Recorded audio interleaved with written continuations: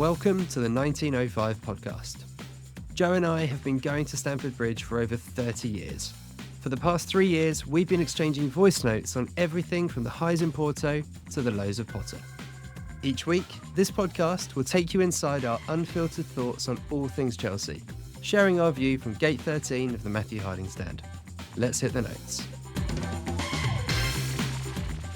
Finalist was just gone. Man City 3, Chelsea 1. And, mate, that is, I think it's for the most angry I think I've been all season. I think I'm going to hear similar from you, from what we've been WhatsApping. I won't go on a long one to start with because I know there's a lot that you want to say. But I'll say three things. One is, that is probably the worst Man City side I've seen in years.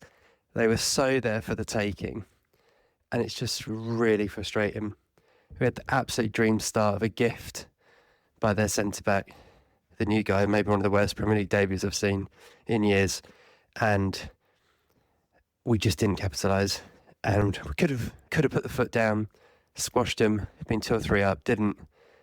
And the way we let them back into the game, again, a poor City side who the fans were awful, it was sounded so flat in the stadium.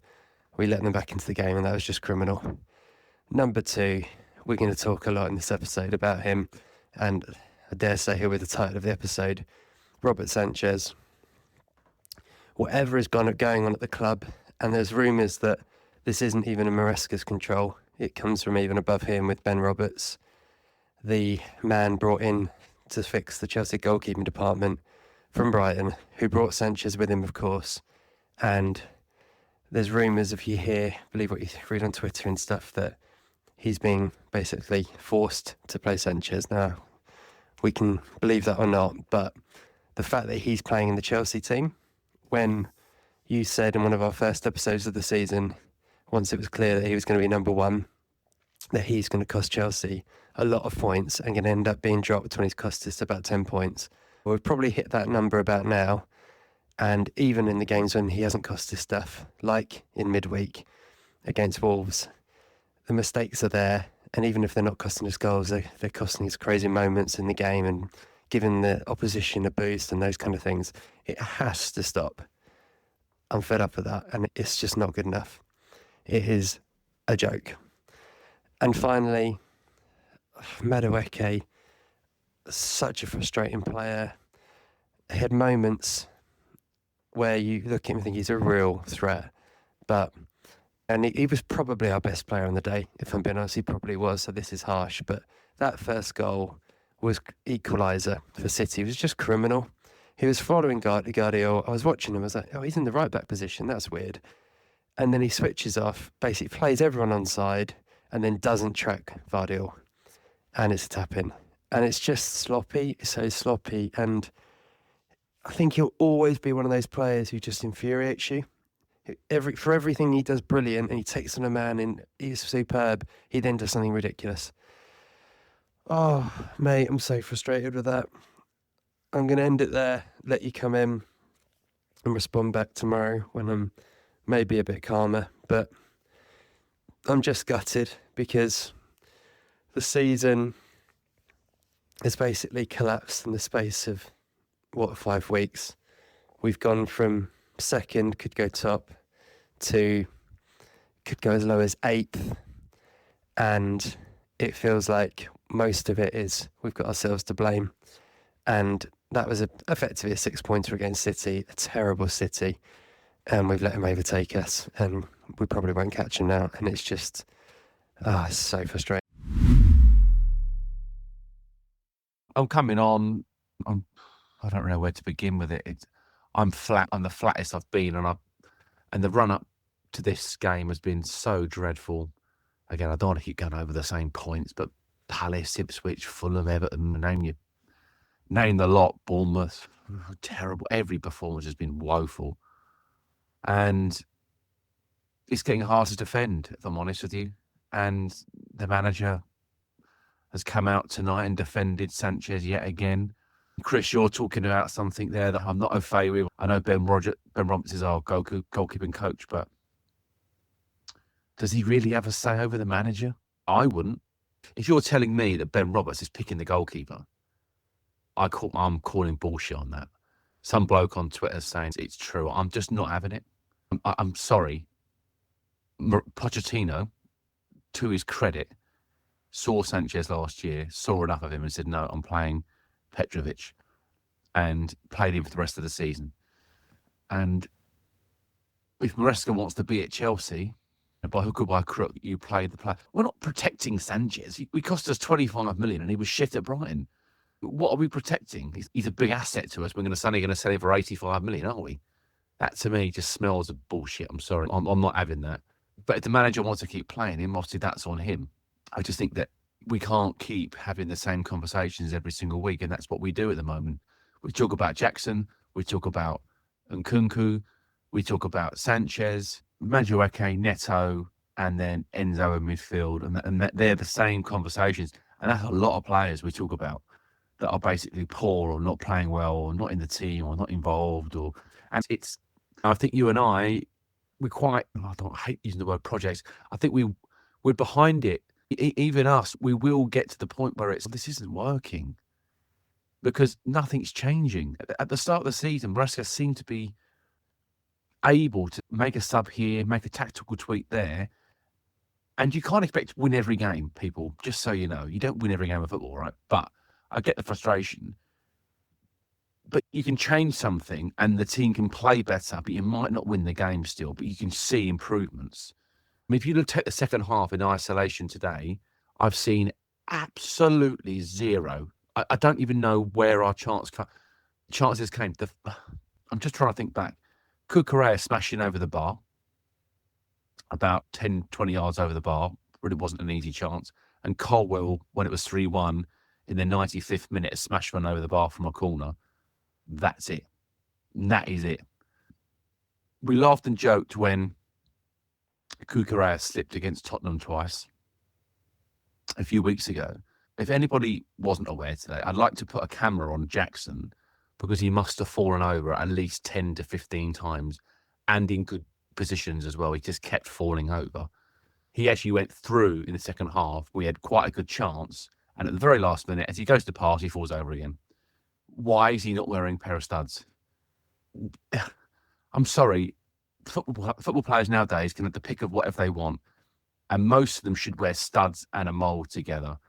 The hybrid boot. What's he wearing? It was like he was in slippers. And it's just those things are really pissing me off. Like the detail, the yellow cards for time wasting after 25 minutes. I've been saying it for fucking weeks and months. And I'm just sick and tired of Chelsea doing the same bullshit and getting the same result, basically.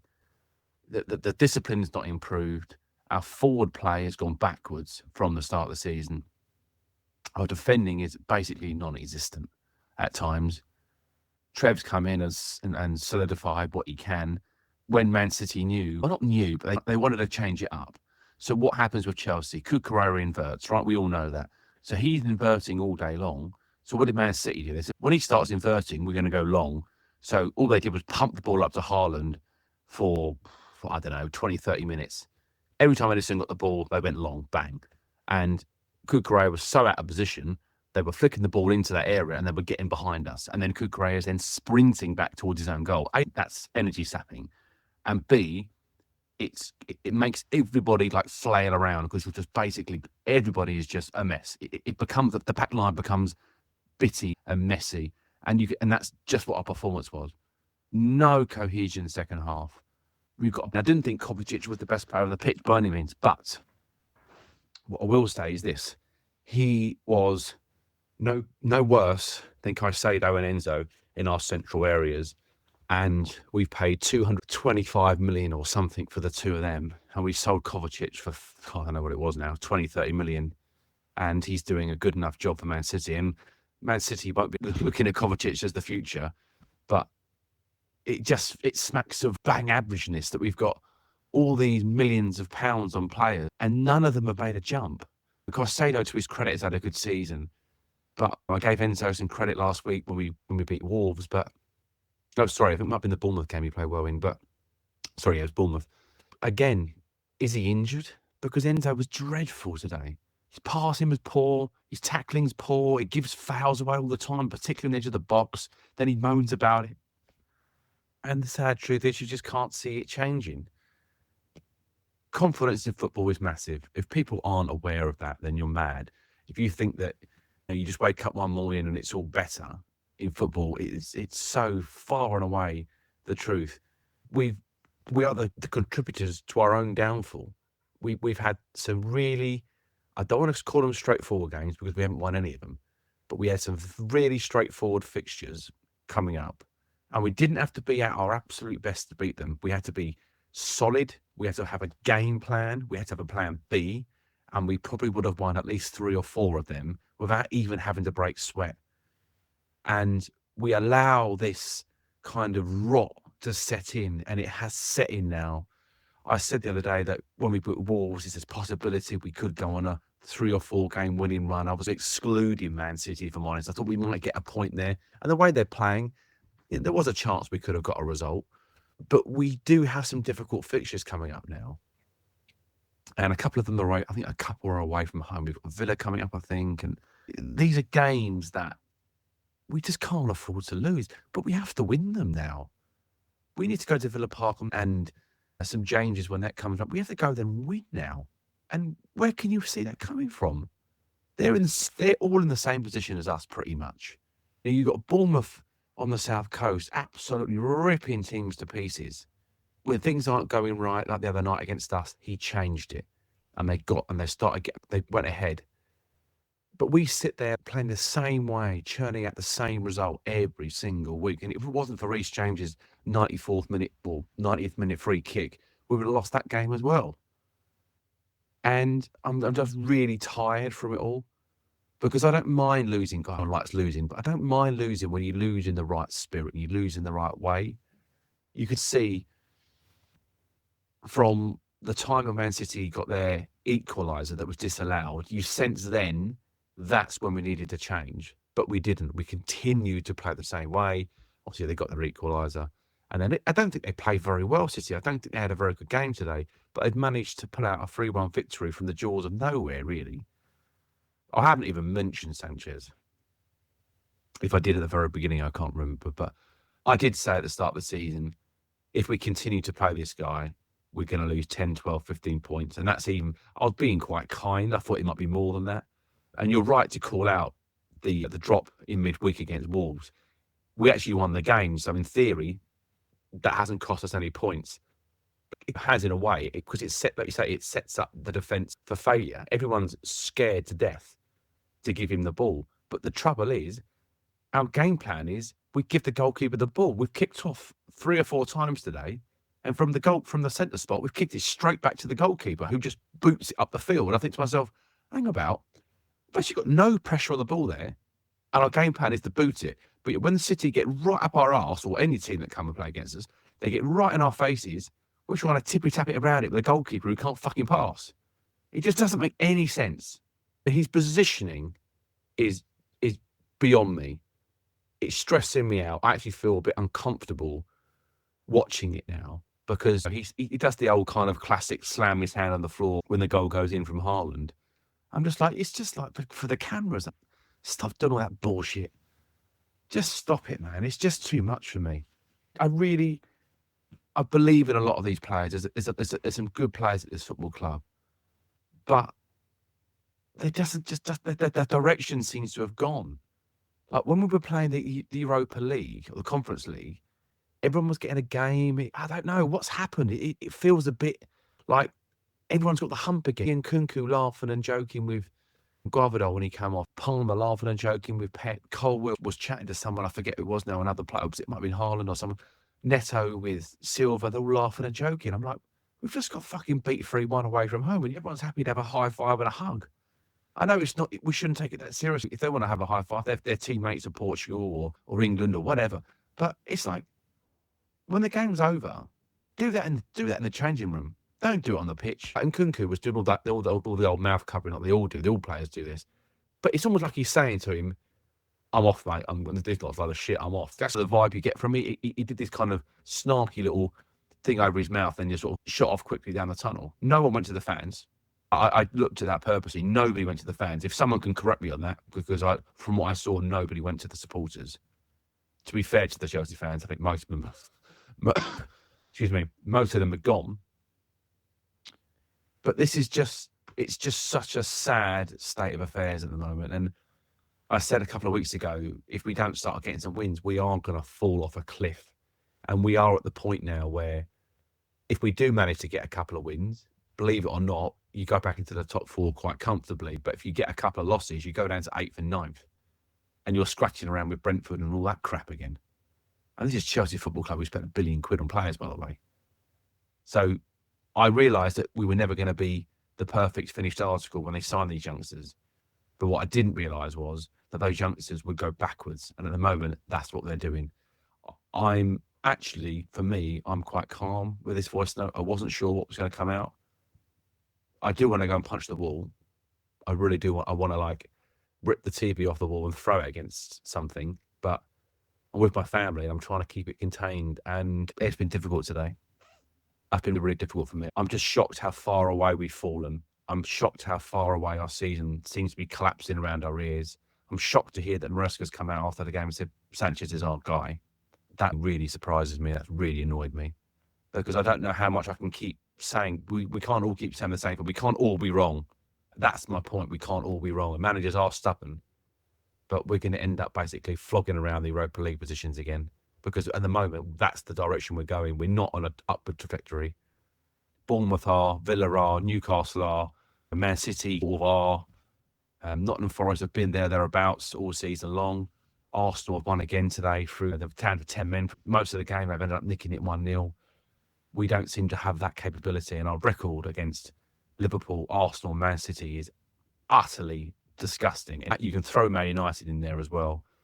We're just not good enough against the big sides. We are quite a weak, timid force, and we have fallen quite a long way. But yeah, I'll leave it there. And so it's quite a long one, that, guys. I'm just really frustrated tonight. I'm just desperately pissed off with the same mistakes we keep making. But yeah, we'll reflect again, I think, tomorrow. I think tonight's probably a night to go away and think about it. But at the moment, just completely deflated. Joe, I think you've summed it up pretty well. This Sunday morning and just waking up pretty much. And the first thing I was thinking about is what's happened to Chelsea. And I think when you're a fan and you really care about your team, which we obviously do, and I'm sure everyone listening does as well, it's what my dad always used to say when he used to start taking me when I was about 10 or 11. And he was like, it makes or breaks your weekend. And actually, it can be for a few days into the week. Because you win and you're just buzzing and you want to watch more football, you want to ingest it all, don't you? You want to look at league tables and read about it and all that. And then when you lose, it's just depressing. And I don't know, I was thinking, why has that hit me more than some of the other terrible results that we've had recently, the run we've been on? And I think I'm just really disappointed because I think I generally felt we were better than the performance we put in yesterday in terms of I thought the Chelsea we'd seen growing in front of us this season and the end of last season was growing and was going to have some balls and go to City and get a result. And you could argue that even in this terrible run of results we've had, we've maybe been a bit unlucky in some of them. There's been 2 or 3 VAR calls that have really not gone our way. If you go to not getting the penalty at 1-0 against Palace, if you go the Ipswich penalty that wasn't, little bits and bobs. Don't get me wrong, we've not played well in these games. We haven't, but 2 or 3 VAR calls go the right way, and you've suddenly got another 6-7 points, and things look a little bit different. And I'm also thinking, do you know what? Every team's having a bad spell. Every team will have a bad spell this season. City have had one. We've caught them annoyingly halfway through their sort of recovery, but they've had a terrible spell. Newcastle had a terrible spell earlier in the season, didn't they? You look at Forest getting smashed 5-0 yesterday. Will they now go on a bad little run? Who knows? So you can kind of accept that these things happen. What I think, you're being interrupted by my son. Sorry, I'm back. That was Frankie wanting his breakfast, which is fair enough. His namesake, who he's named after, is doing very well at Coventry, by the way. And a very good run, Mr. Lampard.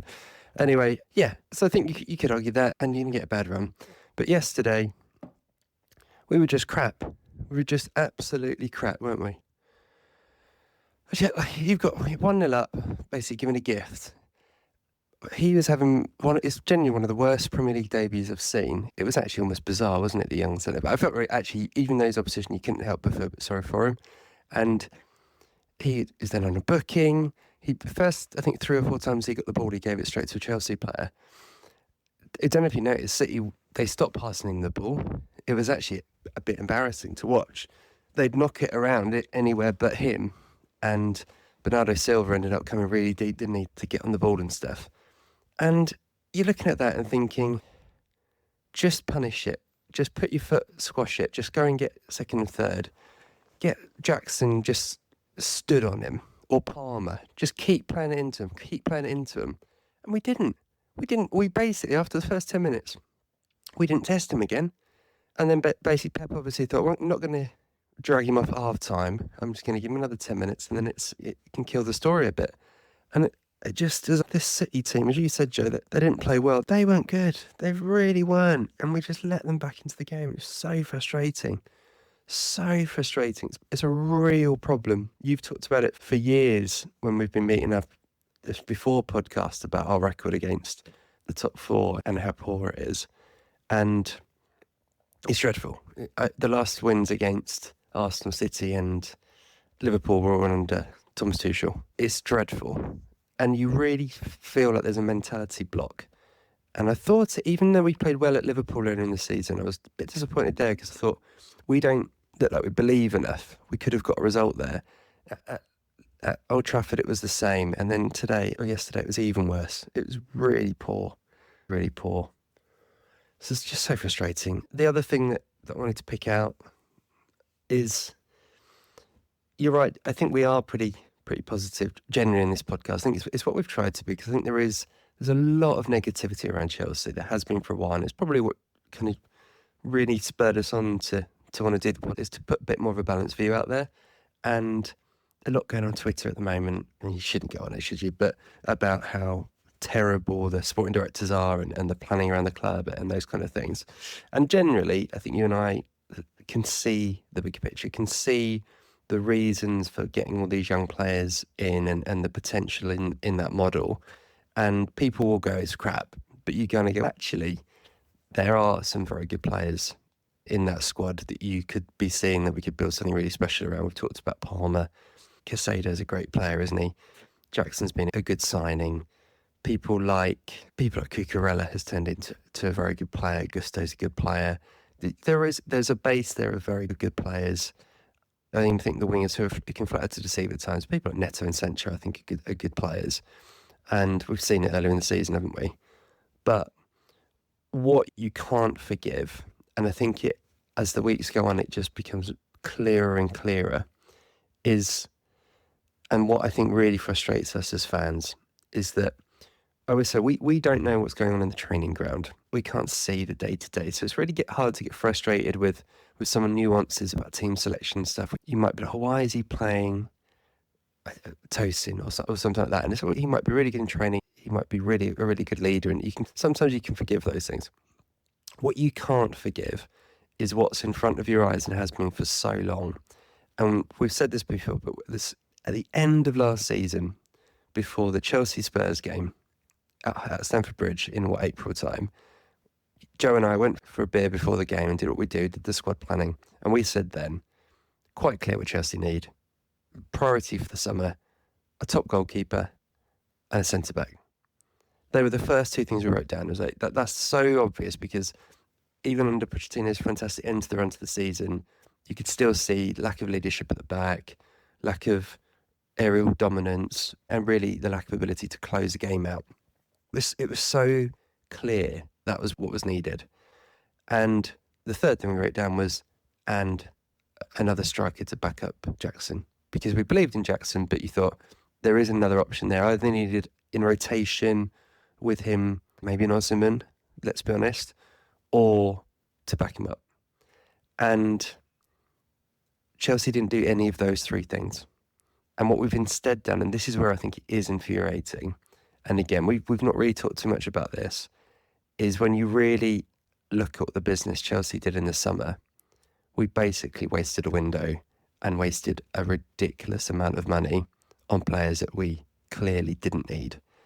And if I talk to you about people like João Felix, who again we like as a player, but if he's not going to play, and he hasn't played in the Premier League, and I was away yesterday for compassionate leave, but he's not playing in the Premier League, and we've spent the best part of 40, 50 million in him, what is the point?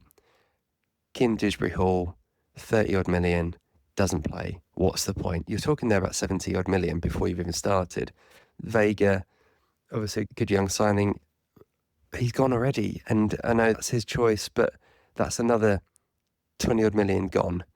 You could go through it, and I've probably talked about 100. And then you got Jorgensen, who we spent best part 25 million on. So we've got well over 100 million in players that do not contribute to the Premier League first team.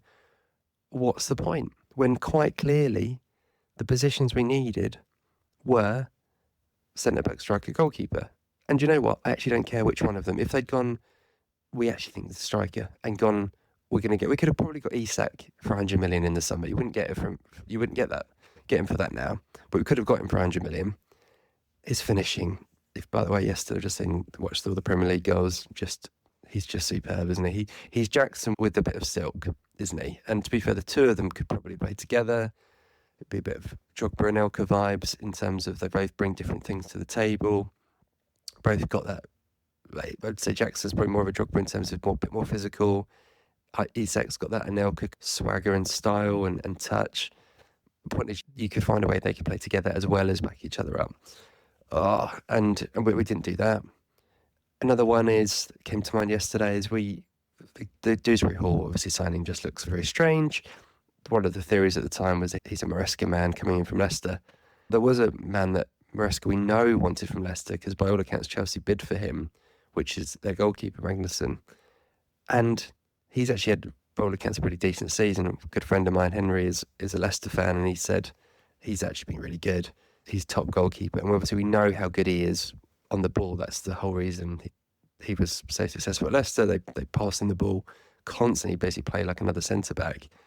Why not put in the extra 30 million you gave to Dewsbury-Hall or the 40 million you gave to João Felix and go and get the goalkeeper you actually want and stopgap second options that don't play? It's infuriating. And again, I think my frustration really with the sporting directors and the projects, we don't want to call it that, but that's what it is these PSR style signings where there feels like there's an agent favour involved and all things like that. And obviously the João Felix one it stinks of that, doesn't it? It's like we want to get Gallagher to Atletico, and by hook or by crook, we'll make a deal happen. So once the Amarodian deal didn't happen to come to Chelsea, the striker from there, who apparently has done pretty well at Atletico this year instead, we were like, okay, we'll find another player to get off your books. So we basically swapped Gallagher for Felix. And again, we like Felix as a player. If he's not going to play, what's the point? How much value would Gallagher have had in the squad this season? So I think all of that lined up is really where my frustration lies at the moment with what's going on. And we've got not an easy run of games coming up. We've got West Ham on Monday. It is the very definition of a must-win game, isn't it, for our season? I've thought after the Wolves game we might have recovered and we might have put a stop to the rot. You say confidence is such a big thing. I thought maybe that will sort us out actually, and we'll, even if we got a draw at City, you go, okay, great, you've come through unscathed and can go and build a bit of a run again. That's really knocked us back. And yeah, I'll finish with a positive. I'll try to, and I'm having to look pretty deep here, but the only positive is that most of the teams around us are doing a similar thing where they're up and down. Newcastle obviously got smashed by Bournemouth last week, who are on an incredible run themselves now, aren't they? And so I think what's likely to happen is the top three with City, Arsenal and Liverpool will probably start to pull away from the pack. Because City, although they're not good, I think we'll just continue around because they've got too many good players not to. And I think that it's going to be a real dogfight for the last 1 or 2 places to get Champions League. So I don't think Chelsea are going to have to be unbelievable to get Champions League in the last 15 games, but they are going to need to win maybe 8 or 9 of them. And if we can get anywhere near to the form we had before Christmas, we know we can do that. Like that we know it's there, but bloody hell, it's a worry, isn't it? You just have to say that. And I think you might be right about the squad harmony and stuff. I think the Conference League was an absolute blessing because you're winning games every week. Even those players in the B squad, they're still getting that feel on the pitch and getting minutes. Almost the second that finished was when this all happened, when it all went downhill. You've suddenly got all these highly paid players, and Kunku, Vega was one, João Felix, all these top players suddenly not getting minutes. And I think that just seeps into an energy probably on the training pitch and around the club that has really coincided with this bad run. So I don't think you can underestimate it, to be honest. And yeah, it's just very frustrating. I'll finish there and hand back to you, Joe. Again, a long note from me, so sorry to everyone for that if it's been a bit of a ramble, but I think it just sums up pretty much feeling around the club, and just the word, just disappointed. That's how I'm feeling. Well, that's how Joe and I saw the game on the day, and let's hear from friend of the show and top journalist who was at the game. He's a massive Chelsea fan, and here's Owen Phillips at the Etihad and his view on the game. Well, that's massively frustrating, and it just a couple of minutes after the final whistle, Etihad's clearing out now. City fans hung around for a few minutes, made a bit of a racket towards the end, but only after the third goal went in, to be honest. Other than that, they were pretty quiet, obviously nervous, and that sums it up really. Their confidence is shaky. They were there for the taking, weren't they? We get that start, brilliant by Jackson, fair play, season on a mistake, but he's an instinct player, and as soon as he's got time to think, like that time second half, he's running through on the left, he's got about 5 men in support, he just picks the wrong ball, just when he's got time to think. If he'd have been, Stones had only come on, if he'd have just steamed after Stones, just made his mind up, gone one way or other, he'd have probably skinned him, and that had been that. But no, he just never seems to pick the right moment when he's got the time to do. Yeah, just hugely frustrating. Sanchez, what can you say about that? He called it first half, I think most people did. A couple of saves that he made, it should have, 1 or 2 he should have held on to, but didn't do great with them, just doesn't push him out far enough. And then the coming out for his goal for the second, what is he doing? What on earth? His kicking was better today, but if he doesn't get you with his kicking, he gets you with his actual goalkeeping. It's just not good enough. Really frustrating, really frustrating. Couple of things to add. I'm going increasingly tricky to hear myself think at the stadium. They started banging out Oasis everywhere I stood, sort of relentlessly, so predictable and mildly amusing. But all the City fans, and one step beyond that, got on my bloody nerves as well. So by the end of it, I just really fed up. But a few things to raise and mention. I said 1-0 up there for the taking. That's frustrating, isn't it? That's the thing. We never quite go for it. I hate that when we're not a team that puts teams to the sword. Maybe part of it is because we're just lacking confidence to think that we can actually finish the chances we create. I don't know. But we should be seeing these teams off 2-0. Should be 2-0. Palmer threw on goal and just overhit that ball, didn't he? And it's all quite often the chances we miss aren't diabolical, but a better team would just finish them. We're not good enough. We're not good enough in 3 areas. We haven't got the right centre forward. We haven't got near the 2, to be fair. I think Chalobah, who I had my suspicions about, he's come on leaps and bounds in a sort of year, to be fair. Him and Colwell, there's possibilities there. And Fofana ever gets injury free, then much more comfortable with that. I think we can make do and mend. I still think we could do with a world-class centre-half who can play, who can bring the ball out. I think that's going to make all the difference to us. Everywhere else looks decent, apart from centre-forward. And Kunku could be that player, but he seems to have zoned out. Notice when he come on, like 2 things. The positive is like a couple of the runs he made. I was sat halfway line and he just saw arced his run and just made a lovely run a couple of times. Wasn't found, but he's just smart. He's a footballer first. He just obviously got that intelligence about him. Jackson is just, he causes problems. He creates space for others.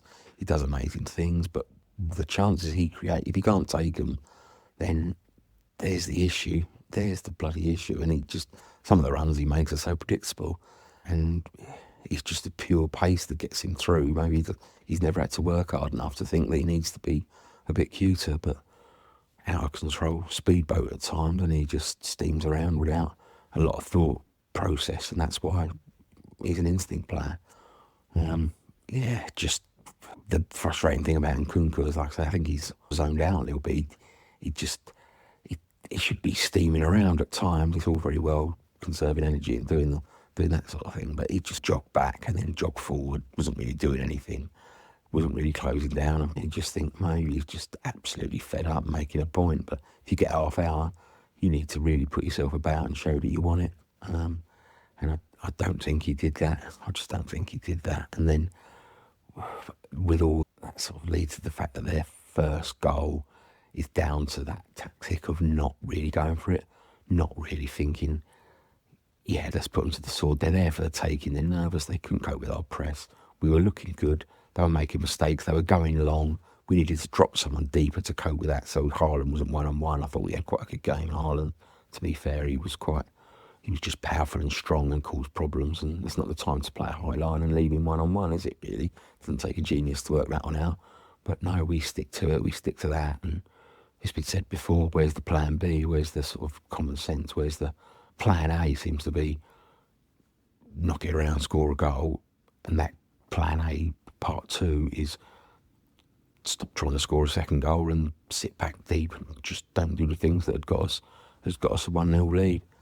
Yeah, just so annoying, because it's one thing if you get beaten and you deserve it thoroughly, but then looking back, I've sat through some of the highlights and actually they had more chances than I remembered, and we didn't have quite as many as I thought. But even we should have got something out of that. It was they're brittle, and it was never a good sign to play City. But looking at the way they played after the European problems, that was as good as it could have been. All right, cheers, fellas. Yeah, I'll hopefully it's out of my system now. I might be able to get on with my weekend. I don't think I'll be watching much football for the rest of the day, that's for sure.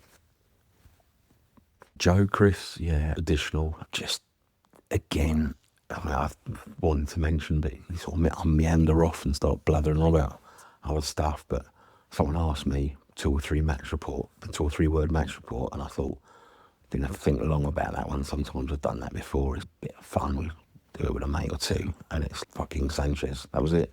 Don't need to say any more, do you? Don't need to say any more. Obviously, that's only one of the headlines, but 1-1, there's a game still to be won. No, we do that. And the other thing is, I was always a bit uncomfortable with this playing down expectations, like when it was like, we're not in the title race, we're not in this, we're not in that. And now it's stuff about Champions League's going to be tricky and we're not quite ready, we're a work in progress. Whatever happens to a little bit of positivity, especially in this day and age, like, just talk yourselves up a little bit and be honest, be realistic. You aim low, you're going to reach low. And I think just having that view to other teams just gives them like something to cling on to. I know it's not going to be all and end all, but it probably gets in our players' minds as well. No, he's probably saying something different behind closed doors, but every time you read look at any article online or read a paper, or no one really does that anymore, but hear stuff on the radio, see stuff on the TV, and it's just, yeah, we're not ready, we're a work in progress. We absolutely are, but we've still got world-class players. We're still spending hundreds of millions of pounds over the course of a few years. It's not like we're Rochdale. Let's just say, no, we're in the mix, we should be doing better. Let's aim high. Let's have a little bit of realism about where we are, yeah, for sure. But let's also go, no, we should be better than this. We should be better than this. We've got about 10 options in the attacking areas to play. And, yeah, there's talent. It's just in abundance. So surely there's a time to go, yeah, we've got brilliant players. We need to get better. We're work in progress, clearly, because they're a new team. But, yeah, we need to be doing better and we will get better. Yes, I've woken up pretty much the same, mate. I've watched my son play football this morning, though, and he scored a brilliant goal and had a really good performance, so that cheered me right up. So I'm not too down about things this morning. I'm about to do some decorating, so I thought I'd do my voice note first so I could get things that are on my mind. I think firstly we've probably done the game to death, and I could sit here and talk about Sanchez and Jackson and Maresca and what have you on yesterday's tactics and mistakes, but I don't really think it's not gonna change anything. And I think everyone's gonna be doing a similar thing this morning, either in the pub, online, with their mates, etc., who watch the game. So I will try and not go off on a tangent, but I'll just try and change the conversation in terms of just a couple of things I think that we are really sadly lacking. You mentioned it there in your voice note, Chris, about the lack of kind of ambition in some ways to beat these top teams. I've said it for a long time. I can remember having this conversation with you years ago, and our record against not just Man City, Arsenal and Liverpool, but yeah, you're right, adding Man United, adding Newcastle, etc. It's really poor. At St James's Park, that is certainly. Is really desperately poor. And I feel as though we have a bit of a complex where we don't seem to attack these teams with the same amount of gusto and energy that we do, teams that are mid-table and towards the bottom. And then, as is with football, you're never going to beat everybody down the bottom and the mid-table because that's football. You can't win every game, and you're going to get chopped up like we have done against Ipswich and Palace and Everton, Fulham, etc., etc. So if you are relying on beating all the other sides, the fodder, if you want to call it that, and you don't win them games, you're going to end up where we are, which is basically slipping down the table. Our start to the season was obviously fantastic, and no one can deny that. And Maresca got a lot right in that time. It's almost like the weather turned and our performances turned. We just seem to really be in this dark cloud. Even at 1-0 yesterday, I would hasten to guess that not many Chelsea fans fancy themselves. If we get the second goal quite early on, after the Palmer-Jackson slip ball, who knows? I think they themselves have not been playing particularly well, and it may have put them under even more pressure.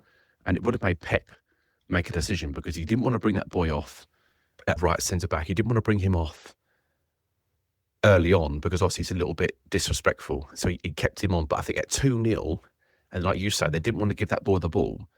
It would have really made him think, do I take him off or do I keep going with this? But we didn't create those issues. We never gave Sancho the ball to go and attack him. It's like, where's the danger? Like you say, go and stand, even if Palmer's playing up the middle or on the right, as a manager, you go, this kid he's gone, his head's gone. He's on a booking as well. The moment we go past him, if he's likely to a rash tackle or an arm pull or something, you're probably going to get him sent off. But we didn't even go down that left side, our left side, their right-hand side, at all after that. It was so bizarre.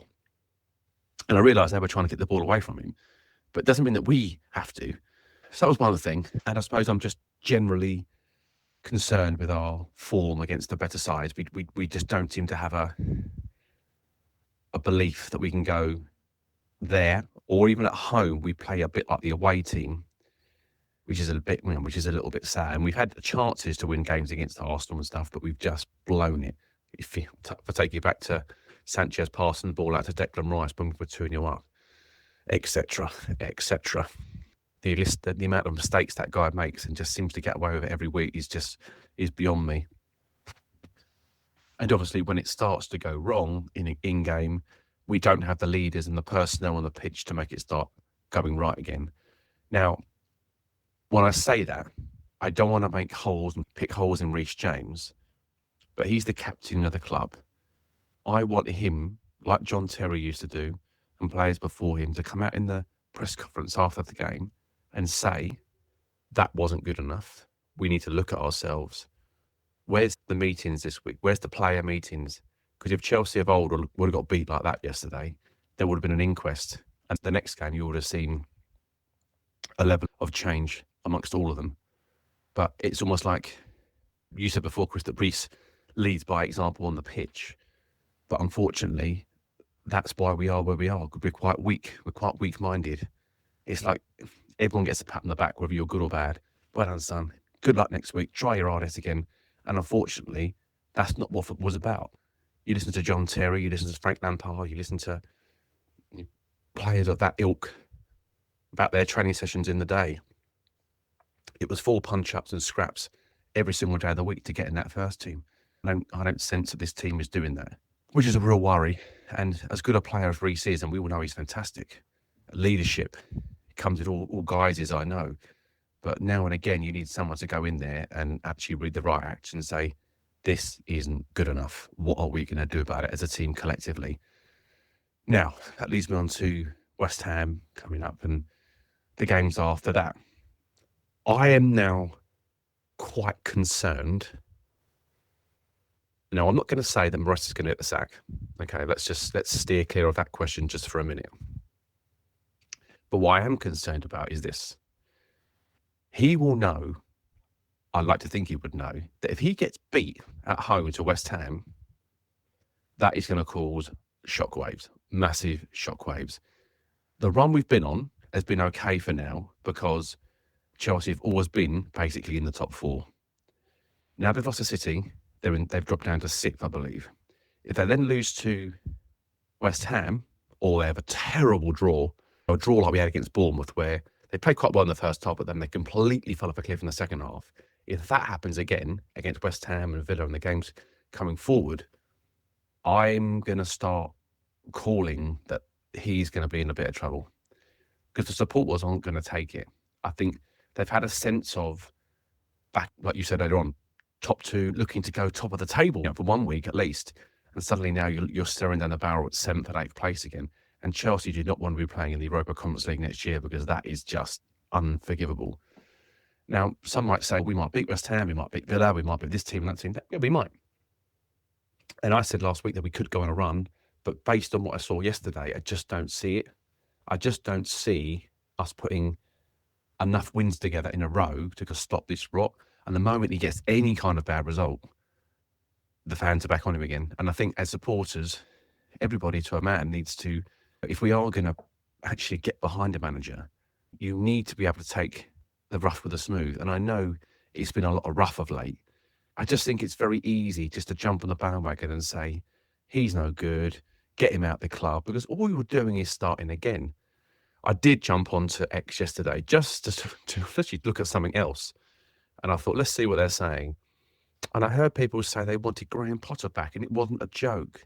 People saying Potter was the man, Potter was this, Potter was that. And I'm like, oh my God.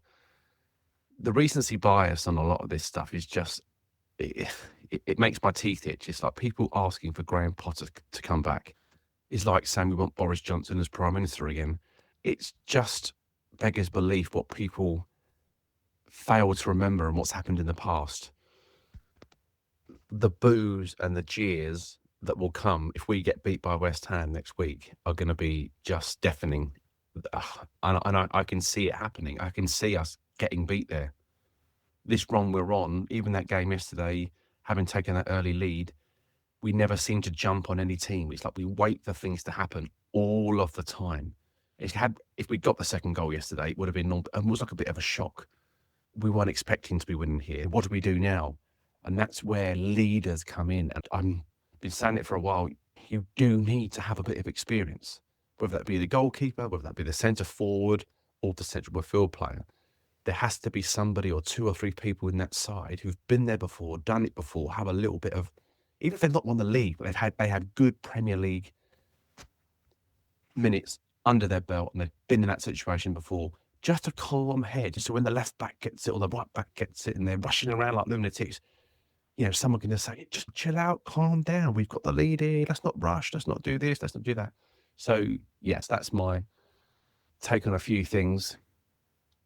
And I suppose just lastly, everybody's been calling for it. Everybody's been saying it. We've said it ourselves, and all the talk that Garnacho is potentially coming. It's not been confirmed. I know all that. But I'll be honest with you, I've got a little bit of transfer fatigue because we always seem to buy the wrong player.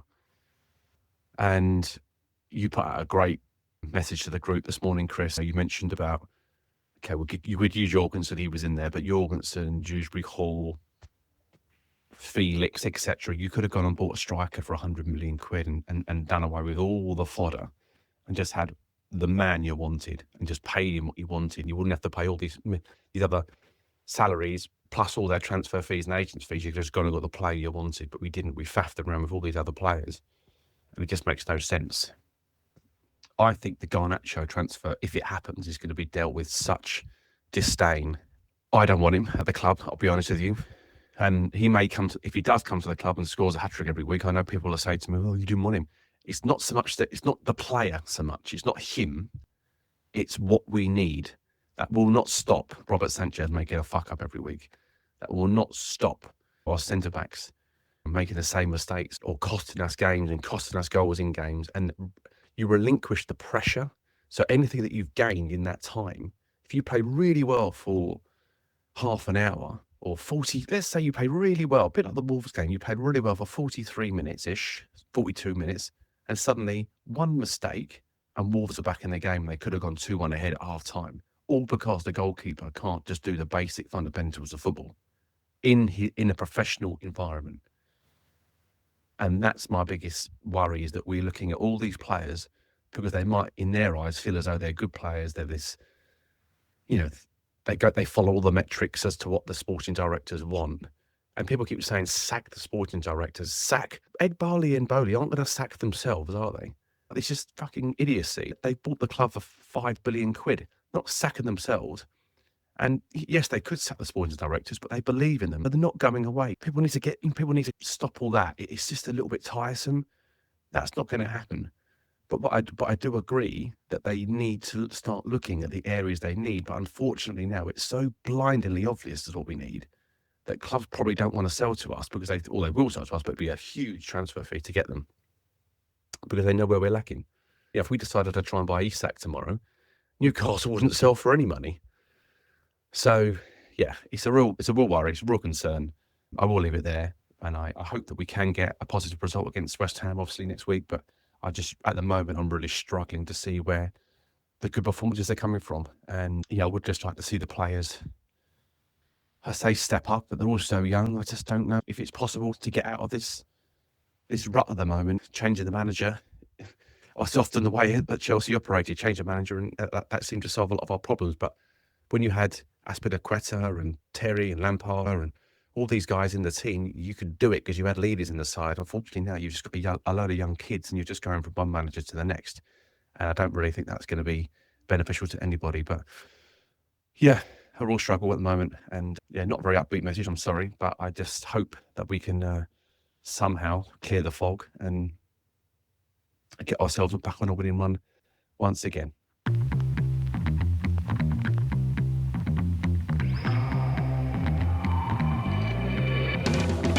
Those were the Chelsea notes for this week.